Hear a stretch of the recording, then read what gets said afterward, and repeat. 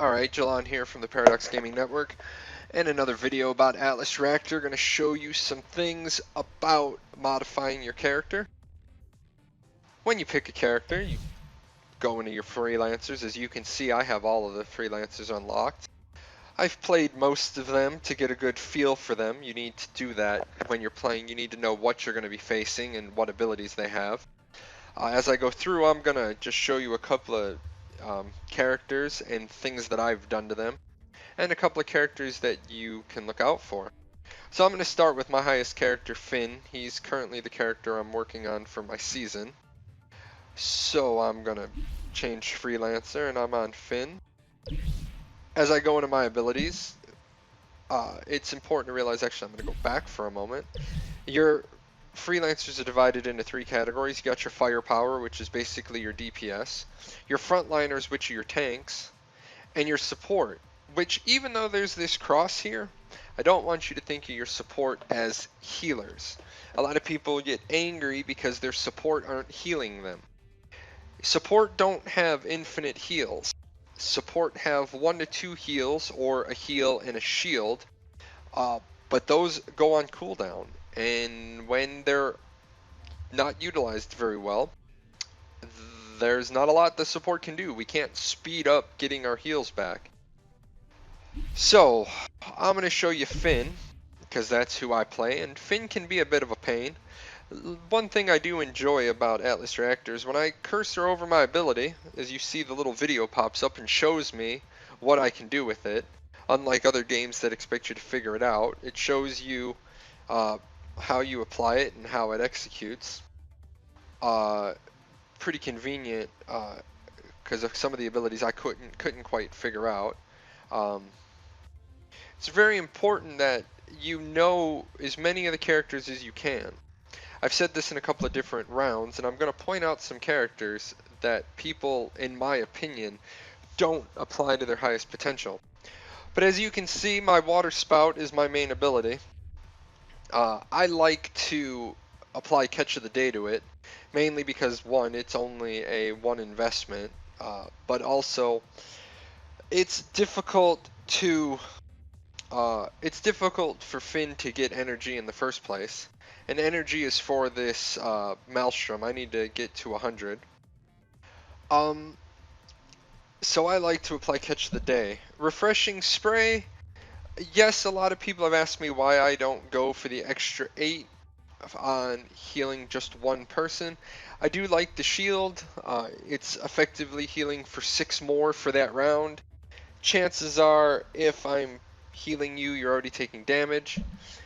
Eels are nice.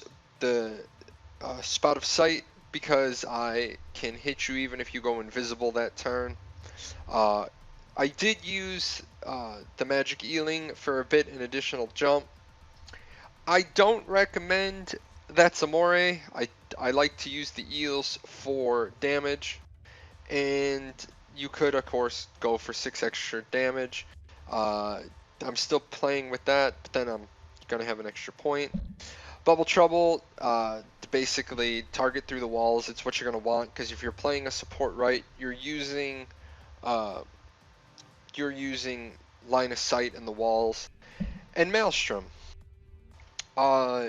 Maelstrom automatically does pull in. You can cause it to do knockback, as opposed to knockback lose the turn. You can have it do knockback where it knocks them away. You can use it to gain life, which actually, the way I've been playing lately, I'm actually going to apply that. But that's basically how you do your mod. I'm going to pick a character, pick another one to show you. I'm going to pick Elle. So I go into Elle. Now, this is one of the characters that I talk about. This ability right here, Combat Reflexes, it's a dash. Normally a dash is only found in Catalysts, which I'm going to go over in a second. But she has dash as an ability. And she gets it several times, because I've chosen gain 1 more charge. So she'll actually have this 3 times. This becomes very difficult to lock her down, you want to make sure that you pay attention because she's going to move and you're going to waste a lot of attacks if they're not AoE attacks. But as you see, it's the same thing. She's got a basic ability. You look through the ones you want and then you apply them, always maxed at 10 points. Now that I've, shown you that most troublesome character, I'm going to go back to Finn.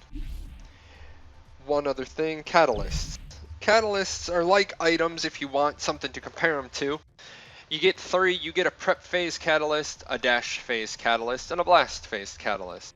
Now, you'll notice that adrenaline, critical shot, turtle tech, and brain juice all say free action.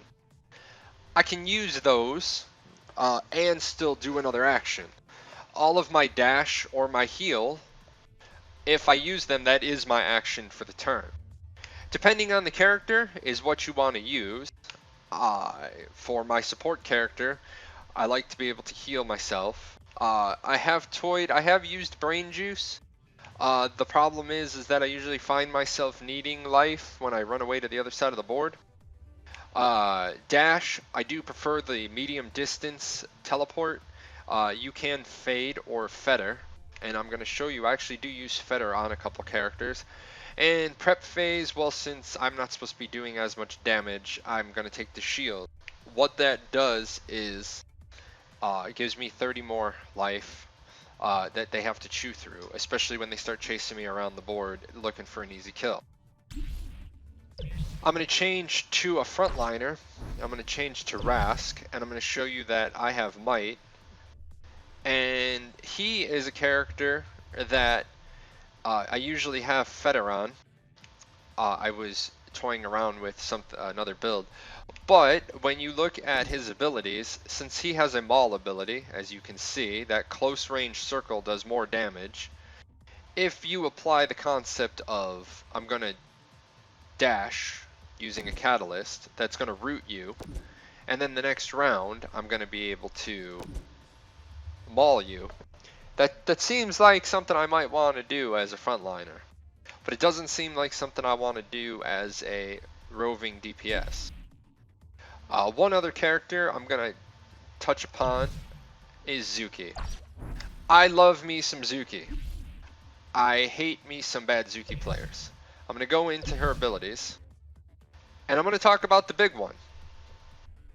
People watch this, and they apply the big one to where the people are standing this round. The problem is, the next round, those people wouldn't still be standing there. They will have moved. Zuki players, please use the big one in conjunction with your teammates. Talk to them. For example, Doc Finn, if I say I'm gonna Maelstrom, then this is probably a good thing to drop on top of my Maelstrom. Because I'm going to have knocked you back, you're not going to be able to move, and then you're going to take my Maelstrom damage, and then 50 to 20 damage the next round. Another good combination, if people talk, Rampart, and we're going to go into his abilities, Fusion Lance. I'm going to let the little video show. If you are talking like you should be, if you dropped that big one on top of Rampart, and then he Fusion Lances an annoying character like Locke in this video, the big one is going to drop right on top of Locke. Remember, this is a 4-person team, not 4 individual people. That's really it I have for showing people abilities, mods, and catalysts. I'm going to do one more video today, and I'm going to talk about seasons. See you then.